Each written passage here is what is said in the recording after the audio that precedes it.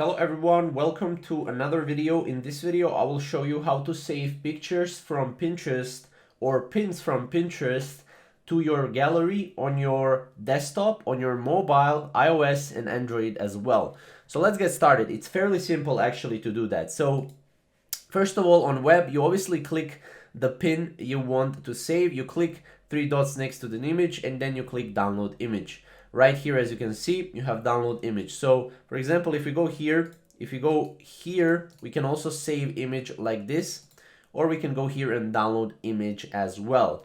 This is basically how we can do that. On your Android, it's pretty simple. You click on the pin, you have the pin right here, you go to the three dots and then you click download image right here.